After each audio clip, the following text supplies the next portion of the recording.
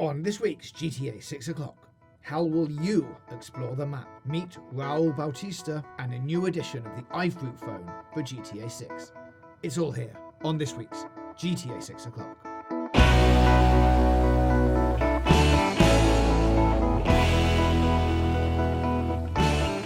Hello and welcome to episode 82 of GTA 6 o'clock, the world's most in-depth and best connected GTA 6 show. I am your host, James JJ Jarvis, and there are only 314 days left until the release of GTA 6. But today, and right now, we are here to bring you the latest GTA 6 news, rumours, and a sprinkle of speculation.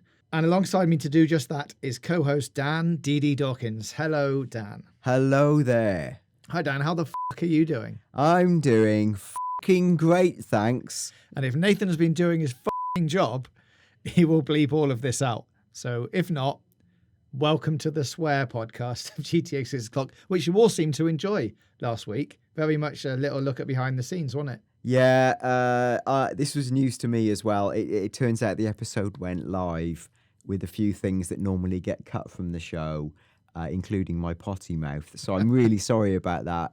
As JJ knows, I can't stop swearing off air. It will be a shock to anyone of a certain time listening to the show, or indeed any children listening. So I am genuinely sorry. I do try not to swear, but occasionally one slips out. So good swearing last week. Dan is sorry about that. This week I might sound a bit different because apparently I've been down the mines inhaling all of the fumes or whatever and sound a little bit croaky. So, sorry about that, but we're going to try and get through this week as best we can. Speaking of last week, we had a little comment on a map discussion from the Bouffant Rhino, who said, hear me out. When we were talking about how the map could be engulfed in water, or how would you get around a mountain, with accessibility to planes? Could you just fly over it? They had a thought. And they said, hear me out. Imagine if the map barrier is the canyons or a big gorge, because the mountain and surrounding areas is supposed to be based off the Providence Canyon State Park, right? Now, obviously, you can't put a giant gorge around the entire map, but that is sort of an interesting thing to do at the north of the map, that if there was just a gorge and the other side, you could see it and you could try and jump your car across it, but you couldn't actually go across it. I don't mind that as a ground level barrier. I don't know what you're doing about the sky level barrier in that instance, but here we are. That's exactly where I am. It's a nice idea. Were there not to be planes or helicopters or jetpacks or whatever, the theory just slightly fall down there, I guess. But it's an impassable, jumpable barrier. It makes an awful lot of sense. And actually reminded me of that recent Netflix film where they've got a giant gorge. But that one's full of spoilers, not good things. I don't know what that is. Okay, viewers, you will jump in. It's the one with the woman from the Queen's Gambit in it. Oh, yeah? Yeah, Anna Taylor-Joy. Anna Taylor-Joy. Yeah, that's right. It's okay. Spoilers. Oh, it's okay. Well, I might watch it if it's just okay. That sounds amazing. It's probably better than that, but if I say what the film's about and you don't know, it'll spoil the entire film. Fine. So, yeah, I would say it's actually worth watching.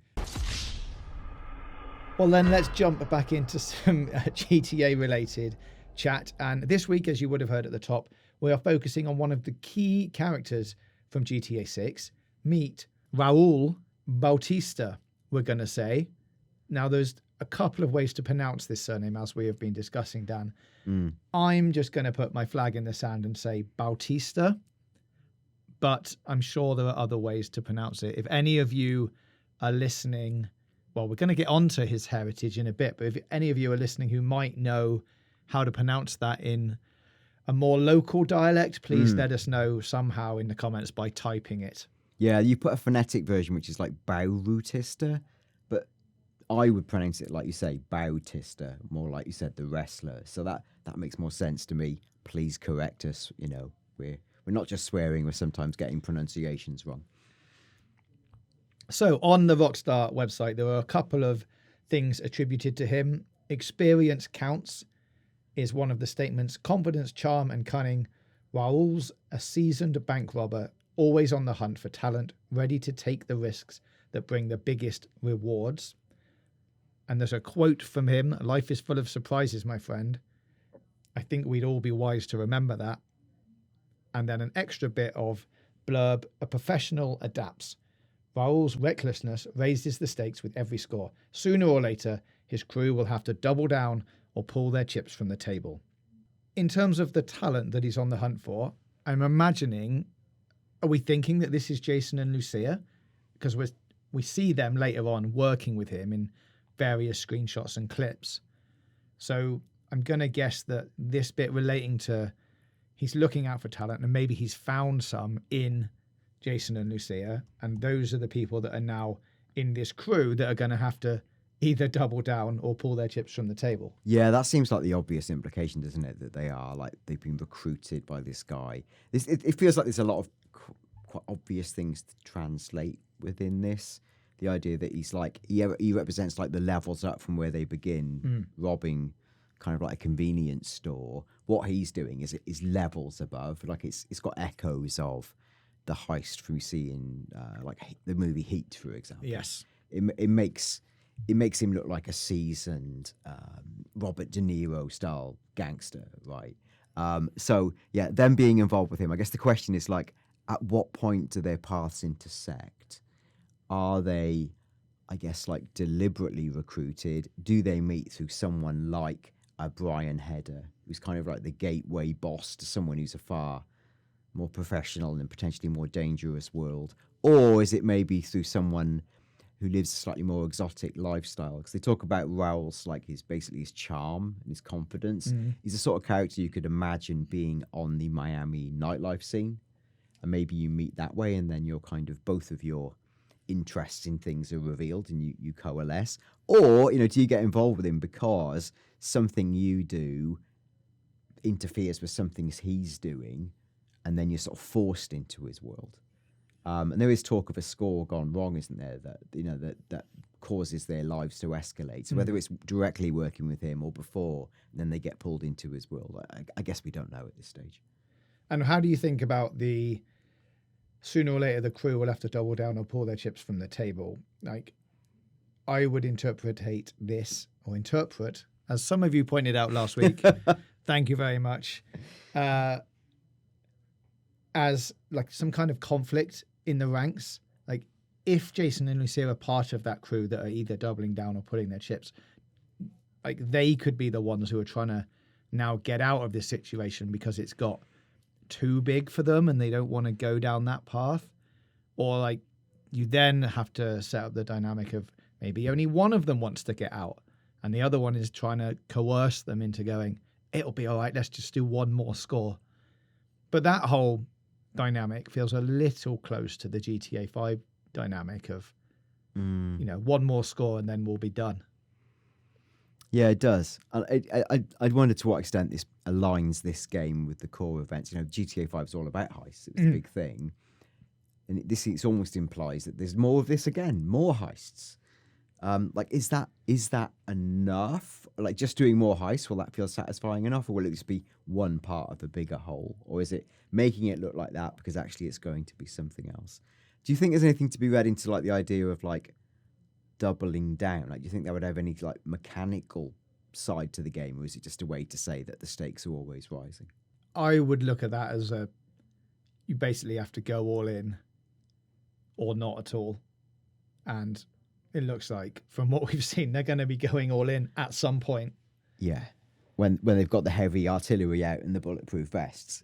It does look like there's quite a bit of doubling down being done in that scene. And, you know, there's a possibility that is the heist that we see in the trailer is the one that goes wrong. Like, something happens which escalates it beyond what it should have done. Yeah. And if that is, as we are led to believe, Act 3-ish, or like from the beginning to middle of the game, I guess that sort of makes sense, that halfway through something happens and everything then gets flipped on its head and you have to go big, essentially. So I could see that this being a hint towards that big job that goes wrong. You know, maybe that's the first one they do with Raul, and actually it turns into a much bigger thing than they thought it was going to be. What we have got to look at, though, is some screenshots, and in fact 4 screenshots and 1 video clip, which is very short, but we can tackle these almost in order. The first one of Raul looks like it's him in some kind of planning room. It reminds me a little bit of the Leicester Crest heist planning, obviously, but a bit more technologically advanced these days. And maybe like this is, the base of operations of where you plan, possibly plan that heist that we've seen, but maybe all of the heists that you do with him. He has a central base of operations. He's got an iFruit phone. Now you might say that there's nothing in that. We've known about phones for ages. iFruit phones have been in the game forever. But the good thing to note here is if you look at Bobby Ike's phone in the screenshots that we have of him, this one has a different cover than Booby's. And I would suggest then that would say we're going to have different covers for your phones in GTA 6. Possibly in terms of all of the characters, but certainly the central characters you're going to meet are going to have different covers. And wouldn't it be nice that if Jason Lucia could have a different phone cover that you just buy from a shop? That's a huge thing nowadays in real life, right? Everyone has different colored phone covers, stickers on them, all that kind of thing.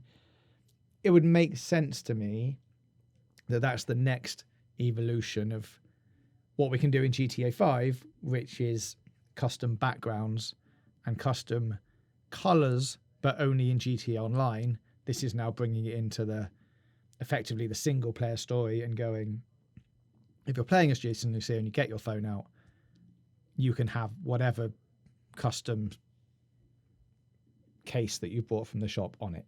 Yeah, I agree with all of that on the phones. I think it's worth noting, you talked about the control room, and it does remind you of what we've seen in GTA 5. All I would say is, and this might just be depth of field, it feels almost unnaturally blurred, like the background. Like it feels like they've gone out of their way to make what's on screen really hard to see or read. Maybe that's a natural depth of field effect because he is in the foreground. But it just feels a little bit telling to me that, like, even with zooming in the screenshot and enhancing it and lightening it, it's very hard to decipher what's on those computer screens. Yeah, I thought this was going to be a reveal from you going, it might be unnatural, but what I've done is used my CSI de-blurring tool, and actually I can tell you exactly what it says on the screen, but that's not happening, is it? I've spent the last few weeks using my CSI de-blurring tool, making it. It's not ready yet. So okay. When it's ready, I will report. I just think it's worth noting, like, is it that there's something actually on those screens that we shouldn't be seeing and they've deliberately blurred it, but they do want to hint at it? I don't know. Also, like, why is there that, like, what looks like a Simon Says thing of blue, yellow, and red? Like, what's that? Is that a control panel? I honestly don't know. I could speculate further without going quite far off track, but it just feels like there's more at play in that scene.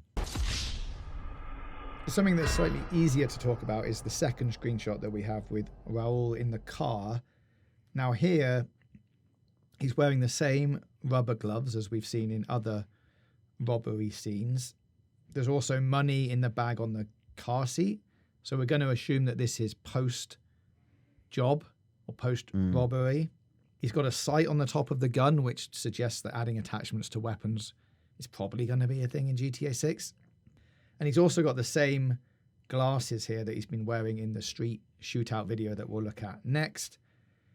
And I think you can just about see the same bandana under his jacket here, which is the same one that he has on in that video clip, suggesting either those two things are connected and this is just clips from the same job, which, as we talked about before, seems like the way to go. Like, a lot of these things in the screenshots and the trailers have been from the same few sections of the game, or that they're wearing the same bandana and sunglasses for every job that they do, which in real life feels like a big mistake.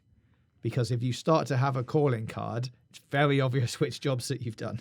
Yeah, and he's the sort of guy you feel like you would recognise, such as he looks like a very tall, handsome man. Don't draw any further attention to yourself than having a visual motif. Now, obviously, what's happening here is they are carrying out bank heists, which we'll get onto. And as you touched on just earlier, it feels like these are going to be the main event for GTA 6 at some point. You might start off small and then get to robbing banks and things, which is almost exactly the same path as we took in GTA 5. So do you think they're going to return and basically be the tentpole missions that pepper throughout GTA 6 to get to like the big goal? Or is that just going to be too much like retreading the same paths? Yeah, I don't know. Like, I feel like, I enjoyed robbing the banks. yeah, I think a lot of people do, and there's such a good natural fit for the type of multi-tiered action gameplay that GTA missions lend themselves to. It can be, we're doing this score, and now there's like an undercard of 5 missions that lead up to that. Steal this. It's like Mission Impossible. Steal this, do that, go here, get this code, talk to this person, disguise yourself like this, and just keep stacking and stacking and stacking. So they are the perfect fit. But if that's like all, and I say that in quote marks, it's a very similar map to what we saw in 5. And I just wonder if this will be part of the story. Is it that it's only for like, let's say GTA is like, say, 5 chapters, right? Like, is it for like only a percentage of that, and actually it becomes something else? Or I guess we don't know, but it's such an easy map for the type of gameplay that GTA provides. Like, I don't know what you think. Yeah, I mean, I would quite happily do some more heists in a different location, which is maybe what this is hinting towards. It's difficult to say from this screenshot if this is the same heist. In trailer 2, we see Jason and Lucia raiding the Sin Frontera National Bank. Now, we see Lucia in the video clip later on. In the trailer, she's not wearing any body armor at that point, but you can obviously put that on at any stage. So I would then take that further and say we're assuming that this is the same sequence where Lucia takes the grenade launcher out of what we think is maybe a bus, fires it into a cop car. Now, Sin Frontera in Spanish means without borders. And in that very clip where Lucia is firing the grenade launcher at the police cars, there's a sign in the background that says, "Fun has no borders," which is a very good reference. Well done, Rockstar. I think that's clever and makes a lot of sense. The only difference with that is the police car she's blowing up is a Vice Dale police car, and the ones that we see in the video clip that we're going to get to in a minute are Vice City police cars. So there are just different types of departments getting involved, but that could be because this is such a high scale job that a lot of the different response units are coming in from different places to try and stop them robbing this bank. There is a bag in the car here that's a different color than the one in that street shootout. The one in the street shootout, the zip, has got a white section on it, and here this is an entirely black bag. But if you look at the shot with Carl Hampton on one of his screenshots with him and Jason, they're at Brian's boatyard hangar carrying away 2 bags. One of them has this white strip down it, and the other one is being carried by Jason, which is black. So you could say Jason's thrown this bag into Raul's car as part of, collecting all the money, and then they get delivered to Brian's boatyard. All of these things being connected suggests to me that Brian, Raul, Carl, Jason, and Lucia are all at some point in the storyline working on something together, because you seem to be able to join all of those things and connect all of the dots. Which leads me to a question about the heists. Do you think that the crew that you develop for these heists is going to be all of the people that we've seen in some way? Like in GTA 5, you just recruited essentially random people that you then had to split the cut with. You were like, oh, they're really good at shooting, they're really good at driving. But then you basically never see them again. Whereas in this one, it feels like you might have a bit more of a connection to all of the people that you're working with. And you have to be like, okay, get Cal in for this one. We're going to need someone who's really good at, got experience with bank robbing. Don't worry, I know Raul. Like that kind of thing, rather than just getting randoms in. So I think there's quite a bit of logic in your like key friends being part of the crew. Maybe they've got special skills they bring to the plate. Something that I sort of mentally had to stop and pause and check was I couldn't remember in the heist like how you recruited heist members and like how critical it was. Could they die and what impact did that mean? we were watching back a load of videos off air. Now, it seemed that if you got, for example, let's say a lousy gunman who was cheaper, it was possible for them to die in mission. It's just that it wouldn't always necessarily result in a mission fail. One of the key characters would go, "Don't worry about Frank," whoever it was. He died, but I picked up the bag. So I guess that's a long way around of saying, like, I think it would be dangerous if your key family members or characters could somehow die in the mission. That doesn't seem like a thing GTA would allow. You have to create guardrails to prevent that. I think there's almost certainly going to be an ability to recruit the equivalent of the Star Trek away day employee who's definitely going to die. I think those characters are part and parcel of these types of games. So, that wouldn't be... No, and that would actually be really bold. For example, they made a big thing of like setting up Cal Hampton and he dies in your first heist and stays dead. It's just there's not many games stick the landing with big deaths like that. Unless they were making like GTA 6 meets Heavy Rain. Yeah.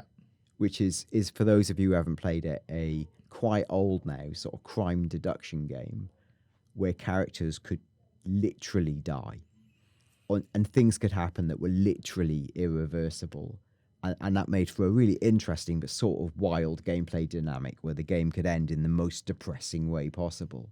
But you had to keep driving the bus down that road, laden with guilt and regret and remorse, which is an interesting mechanic. That feels way too heavy for GTA to me. Yeah, and I guess a more up-to-date example of that is like the Dark Pictures games where you have 5 teenagers. Yeah. They can all survive, but most likely some of those are going to die. And it changes the story depending on who is alive. I don't think I would like that to be a thing, but imagine how many different GTA 6 gameplay stories you would have and how many things you'd have to cut off because one of the main character, main character, but side character X has died, therefore you can't access these 30 missions now. But someone else has kept them alive and they are off doing a load of other stuff. It just feels too much. I can't see any way they would do that. So, yeah, they will survive. And I guess the extent then to which they're part of your crew, we'll wait and see. But I do expect there to be disposable Jane, Fred and Billy and whoever. Well, let's look at the video clip then. And we've basically covered a lot of this already. But here is Raul, Lucia, and we assume Jason... catching some heat. I've written heat in capital letters down like the film, which you've already referenced. Yes. This does very much look like a scene from Heat.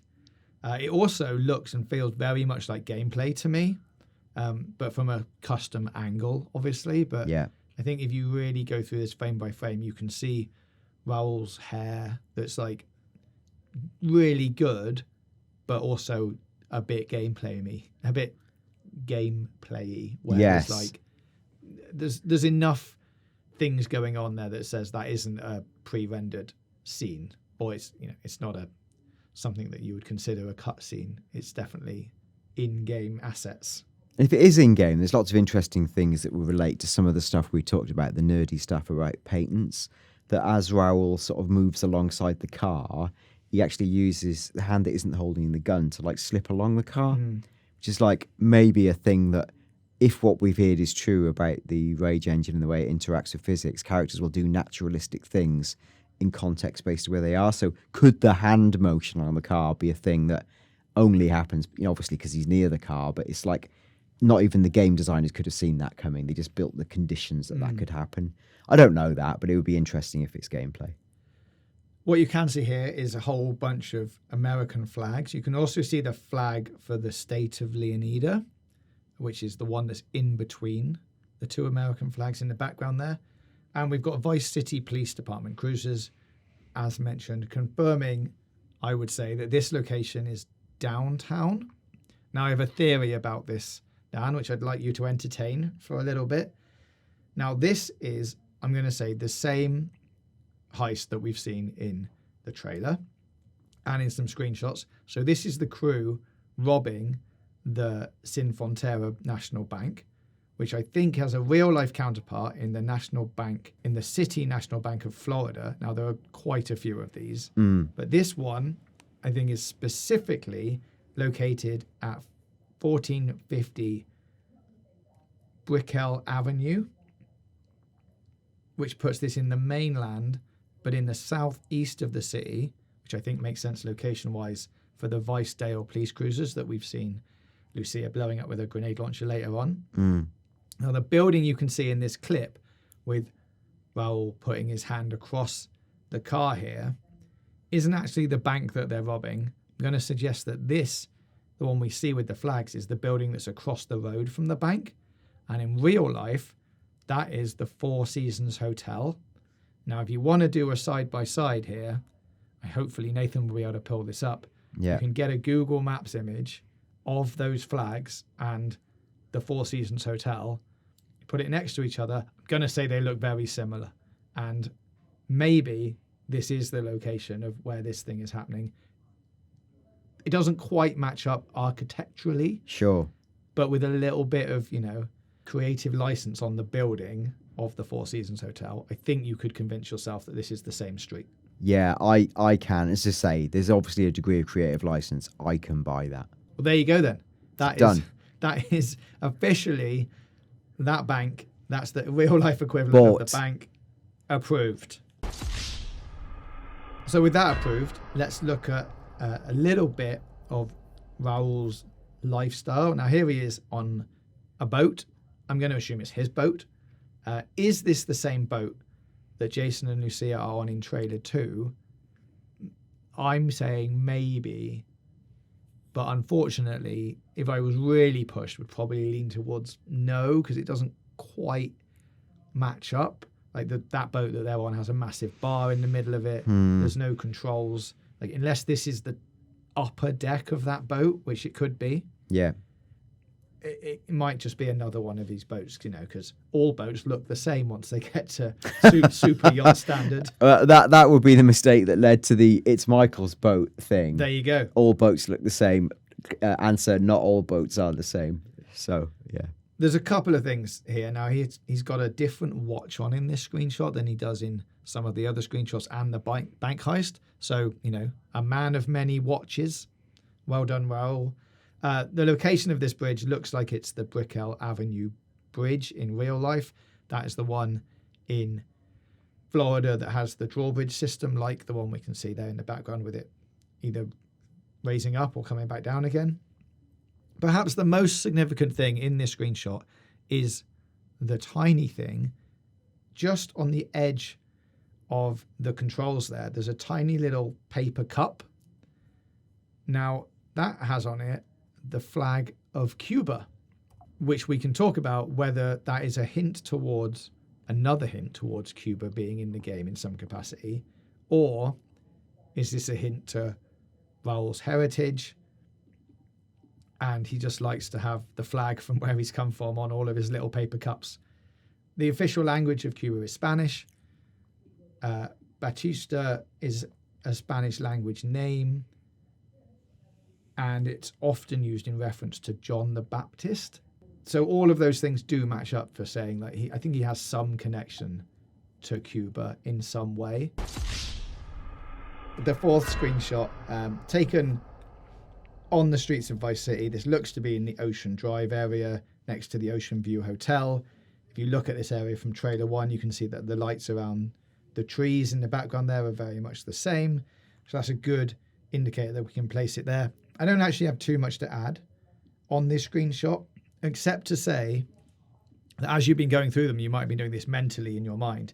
But if you look at the screenshots in order, like screenshot 1, 2, then the video, then 3 and 4, it almost tells a mini story in itself. So you've got him like phoning up the crew. Then he's like, meet me on the boat. I'll tell you how to do the job. Then it's them doing the bank job. Then he's in the car driving away with the money. And this final screenshot is him going, I'm going to enjoy the rewards of a great day's work. Is he in the club after a heist? Yeah. Like it's an interesting, I'm not saying that they all do that on the website, yes, but it's an interesting mini story within the screenshots, I think. Yeah, I think Rockstar deliberately do that, whether to send people like us down the wrong rabbit hole or because they do actually want to tell a story and invite that. So, I couldn't say, but I think that's interesting. Well, let us know your thoughts about Raul and anything that we've discussed in the comments. You can get in touch on Twitter @GTAVOclock or via email gtavioclock@gmail.com. And something to round off this episode, Dan, we've had a comment via YouTube from Trig Josh, who wrote actually quite a lot of in-depth stuff. So thank you very much, Trig or Josh or Trig Josh, however you like to be addressed. But actually, there's a question in here that says, I had a question for you two. Are you, when you first get the game, immediately setting out on completing the story mode, or are you going to open up the whole map so you can explore the full scale of the landscape first? Which I think is an interesting question, just and a good way to see how you would play these games. Are you going to jump straight in, or are you much more of a, I just want to see all of the environments and drive around everywhere and be left alone? If I didn't do things with GTA 6 o'clock, Yes. I think the answer would be I would very slowly and procedurally play through story mode and wait for the game to reveal itself. Okay. I think like sort of quite steady Eddie, when it's ready, I can hang on.